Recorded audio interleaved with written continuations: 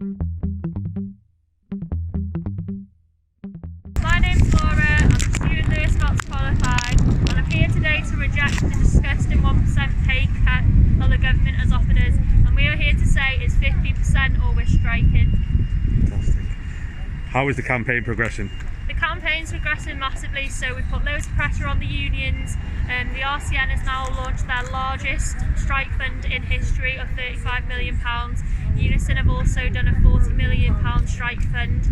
We've got GMB and Unite both backing 15%, and we've got workers getting organised, and we now know our unions are going to go out and ballot for strike, but we need 50% support from all our workers to make sure we can get that strike.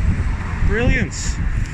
And I've heard some workers have been sick from the vaccine, and that's been going on their records. What are the unions doing to combat this? So currently the unions are working together, and they're trying to formulate a plan to be able to speak to the managers and the ward directors to be able to fight this. But again, we're going to need members to engage with their unions to ensure that their unions function properly, because your unions are your members. Okay, brilliant. Staff have been criticised for compliance with training that is no longer available. How are you talking about combating this? So we've got, so it's really hard for staff to keep up with the training compliance, and you do get your shifts restricted and things like that. Again, it's for people to be able to stand together and be able to be engaged with a union, because if you're engaged with a union, it makes all our jobs so much easier. We've got this pay campaign, but it's not the last battle. If you look at our model motion, which is on my Facebook page, then you see there's a lot more battles we've got ahead of us. Brilliant, brilliant.